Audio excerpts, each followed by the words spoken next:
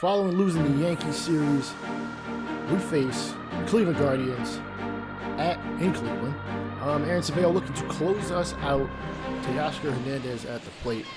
Critical situation. Let's see if we can make the comeback. The bullpen, we got Emmanuel Clase, one of the hardest throwing pitchers in all of baseball. He's going from just relief pitching to now their closer. Hernandez steps up. Seville working on a complete game shutout. We didn't get the W. You can see the NL player predictions are right down below. We think the Mets, Cards, and we don't give a damn about those teams. Teoscar takes him deep, ties the ball game at 1. I think you're saying this Toronto team is prepared for takeoff, and I do not disagree. 103.2 off that bat. Take a look at that again. Bam! 392 feet. We tied this ball game on the very first batter in the 9th inning. Following him is Lourdes Gurriel Jr. or DH. But we kind of got to revelate this, okay? A lot of our guys are not hitting it. So wherever we can get some hits and some runs, it's probably a good thing this is happening now and not later on in the year. We're still around 500. Actually, we are 500. Anyway, can we produce a comeback? Gurriel strikes out in a low outside fastball. He will be the first victim to Sam Kent's jeans. Now back is third base. I'm going to say his name. Nonetheless, Matt Chapman at the dish. He's 1 for 3, and he's going to rope one to left field on a fastball that was basically a ball, but hey, we'll take it. Again, he's another one of the hitters that is not hitting well this far yet. We are going to hold on. 500. Kirk batting 242, which is okay, I guess. I mean, I'll take it. He's going to do his part, placing him in the left field. Everybody seems to be pulling the ball lately. I don't know. Hey, I don't care as long as it is producing. Raimel Tapia takes ball number 3 with room and Quinn on deck. He can be patient enough on this last pitch as long as it's out of the zone. He'll work the wall. And, just misses on the slider.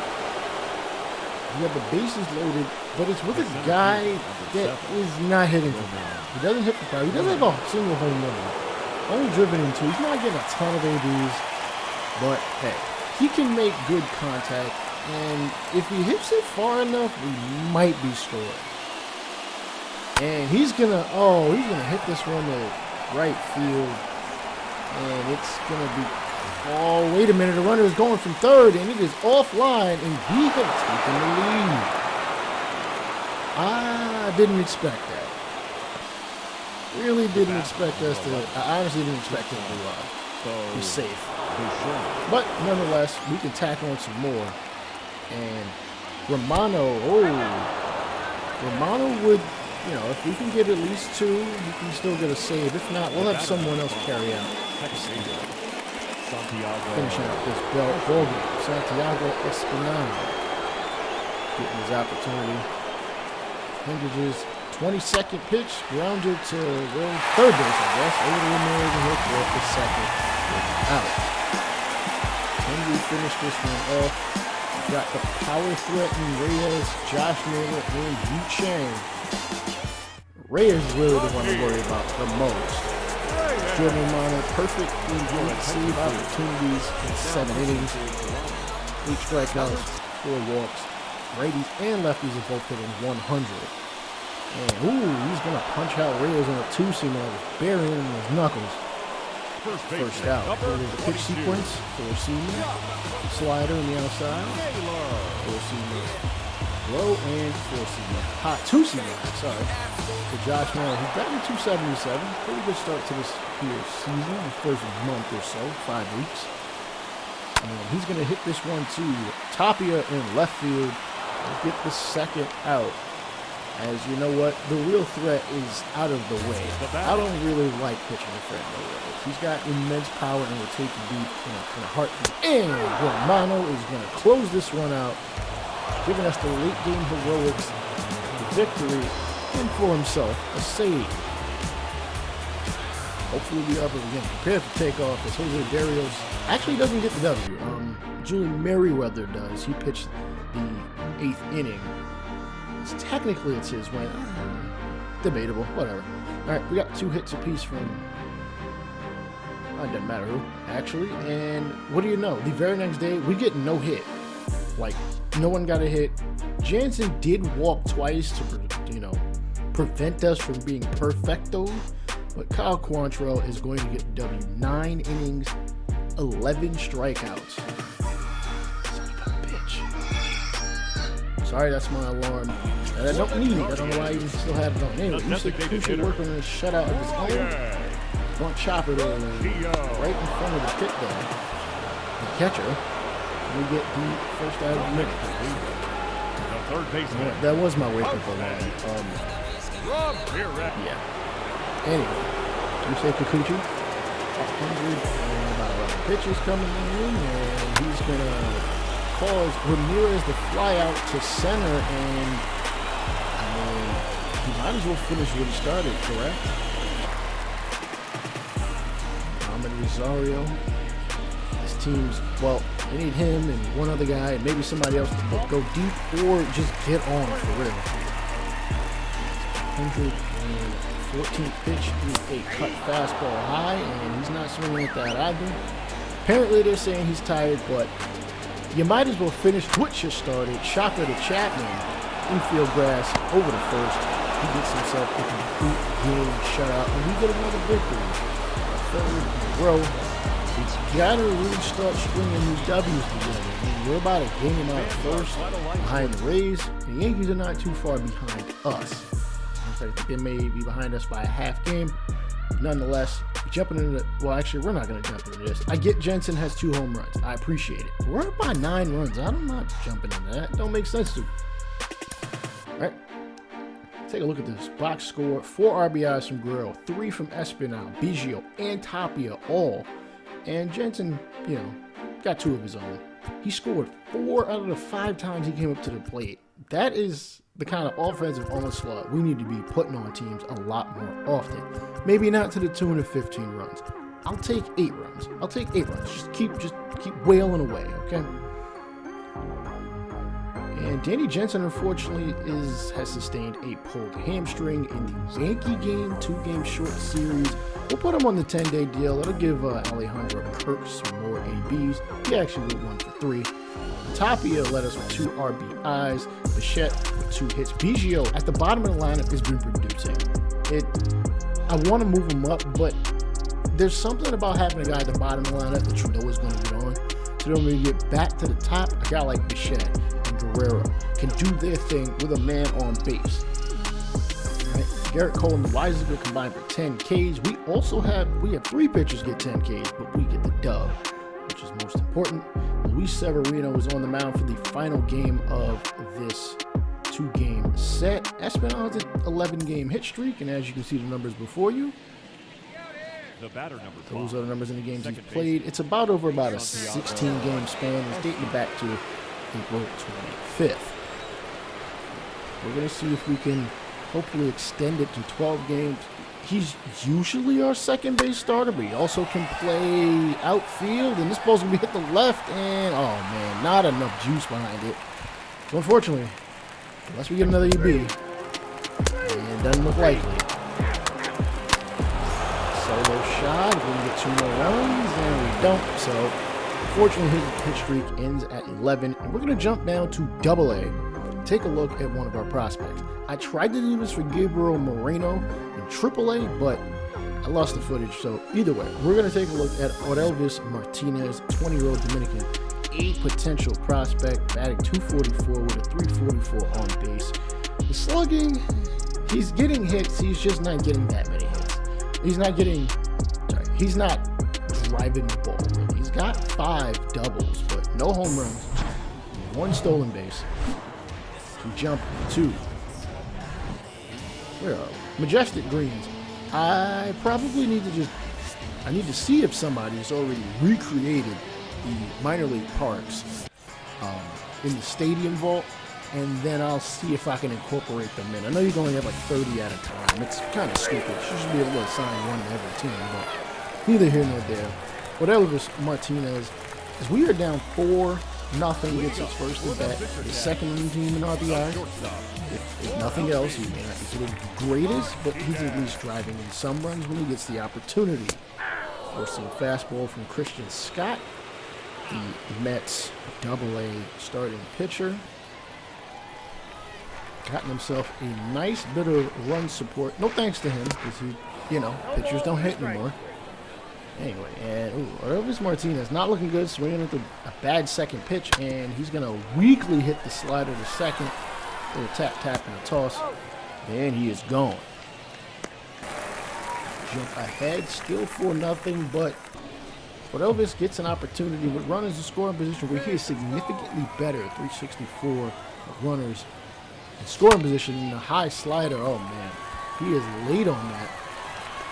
Or maybe early. I'm not 100% sure. He's going to fly out. Unfortunately, we're in 7, down 6-1. And honestly, I'm not really concerned about trying to make a comeback. I mean, let's be real. It's one player. It's one player in AA. I'm the only one I'm controlling. So let's try to get him on the bags. Or back on the bus with the swing like that. You keep swinging like that, you go into A-ball. Kidding me. You make mistakes. And lays off the fastball for ball number 2. Again, it's about an average contact hitter. We already have Bichette at short, so I don't see Elvis playing shortstop at any point in time. Maybe he moves to third. Maybe he moves to second, as those seem to be about the most open positions that he'd be able to play. And unfortunately, he's going to have to wait a while before that ever becomes a fruition. He strikes out in the 7th. All right, the Rumble Ponies do defeat us 7-1. Alex Ramirez, 2 hits with a home run and 4 RBIs, scoring twice himself. As Irv Carter, the starting pitcher in that game we just saw, suffers a flexor strain and is going to be out for a couple days. All right, Drew Rasmussen is going to get the start here in Tampa. 2-7 starts, 1.7 ERA, 45 hits given up. And Bo Bichette is going to be the leadoff hitter and the man of focus today. Him, again, as I stated earlier, we have a lot of guys. We have a couple of guys who are just not hitting that well. And this choppy hit in the left field is going to help his batting average some. We got some guys that are not hitting well, so let's see if maybe we can be able to push them along and prepare them for a Toronto team. If anything, chopper to the same spot, but this time it is going to be retrieved by the shortstop. That is not Wander Franco. He didn't get traded. He just isn't playing today. Runner at first, his 3rd plate appearance. Oh, goodness. Dude, what are y'all swinging at today? I know it looks tempting because it's a floaty slider, but dude, he almost threw that to the on-deck circle. Toronto tacks on 5 in the 5th. We get an opportunity following Kevin Biggio, who again, as I stated, bottom of the lineup is bashing. Swing and miss for seeing from Shane Baz, who, in all honesty, should be in AAA. But I don't make the roster decisions for any of the CPU teams, so we're just going to let them do what they do. Slider outside. He swung at that badly earlier, and he's showing signs of just chasing whatever is thrown. And, well late behind the Heat. And we're going to have to go back to the bench. Pick back up here in the top of the 8th. Tampa looking to chip away back at this lead, but we are at bat, so see what we can do. 1 for 4 today, full count offering, and is going to get laced to left. Manuel Margot is going to make the catch. A little bit too much air. Didn't get caught up in the catwalk. And despite giving up 2 runs, Whitman Alex still gets the save. He beat this one up 6-5. Hyun-Jin Ryu with the W. Matt Chapman, the player of the game. Home run, 3 RBIs. Hyun-Jin Ryu, 7 innings, 8 hits, 6 strikeouts. as Raimel Tapia, the number 2 hitter in the lineup most days, is going to get an opportunity to hopefully raise that batting average from 205 to something higher. Pitch in, it's going to get hit to left, and it's going to just float up there and end up in a glove. First pitch, first swing. Bichette with a home run. Not Bichette, sorry, Chapman with a home run. 2-2 count. We got a runner at first, that being Bichette. 2 away. And Tapia is going to hit this one to right field. That is actually Margot. Back at the track, at the wall, and he's just going to look up at it. As we take a 3-run lead. Raimel Tapia with his 3rd home run of the season. Any power we can get from him, we'll take. Or hell, even if he lucks into one, I will take it. And you can see from, oh man, from the fans cam, by yourself, that is some clear. Bro, you got an iPhone or something? You got an iPhone 14? Shoot, that looked clear as hell. Because I know there wasn't a cameraman for the station. Anyhow, next AB. Following the home run, nobody on, still 2 outs. Not still 2 outs, there are 2 outs, but Tapia has worked it to a 3-1 situation. I wouldn't swing. Make him throw you a strike, and he's going to get a little too much underneath an 89-mile-an-hour fastball for a flyout. Pushing on, 4th AB, runner on, and the slider's going to get hit to right, and oh, it didn't hang up there very long. Unfortunately, Tapia cannot raise that batting average anymore. Actually, he didn't raise the batting average at all. No, take that back. This is the 5th AB. If he doesn't get one here, his batting average goes down. Remember, he came in batting 205. Andrew Kittredge can throw one his way. And the sinker, I think he was late on that, and it just hangs up there for a while. Unfortunately, he will end today 1-4-5.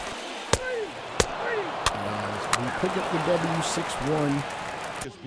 All the W's we can get, I will take. Yusei Kikuchi, 8 innings, 8 strikeouts, 4 hits, 1 earned, and a walk. Another under the Mendoza line hitter, Lourdes Gurriel. He has 9 home runs. He has 23 RBIs. It's just he's not getting on via hits. Granted, when you hit him out, it doesn't matter. Ground ball on the Kluber slurve, showing he's still got the nasty break on that pitch. Because Gurriel normally would lay off. One run scores and Gurriel gets another opportunity with a 1-0 lead, and ooh, he slurves so floaty, but when it breaks hard. Another Toronto Blue Jay organizational member that hits well with runners in scoring position. He's going to hit this one to the right. Unfortunately, it's going to find love, and why didn't he hang up? These guys were a little more aggressive. Like, you're not a slowpoke, and Margot doesn't have the strongest arm. Anywho, 1-1 ball game here, and that is a horrible call. Horrible. That should have been a ball, but I don't make the damn rules. And obviously, the umpires didn't follow that. Nonetheless, we're down by 1. We just need Gurriel to get on, and hopefully the rest of our dudes can handle this situation in clutch. Backs away from the slider, which, dude, don't back away. Don't back away. Let that thing hit you. Get a free base. It even counts on your on base percentage. Like, man, ooh, 4-seamer. He's a little early on that. The gauge did a little harder coming out of that man's hand than he was. We'll do one more. Swing and a miss. Slider diving out of the zone. Giving him fits. Slider or slow, doesn't matter. These guys are just kind of just swinging at it, and I thought he foul tipped it, but it did not. That's not the case. The pitch was a slider, just bad. 4-seamer. Fouled off, slider, all first strike. He swung at it, and he swung at the next one. The StatCast. Unfortunately, we do not win this ball game. 2-1. Tampa gets the dub. We had 3 hits, and those are the only 3 hits you see on the screen right here. Springer, Hernandez, Guerrero Jr., the only ones contributing on offense. Another divisional L as we go a little further back behind them. These are who the scouts happen to be looking at. 2 relievers, a center fielder, and a second baseman. Once we get much closer to the draft, I'll put out a draft episode, all right? Thank you for watching the Northern Lights series here on State of the Franchise Gaming. Peace out.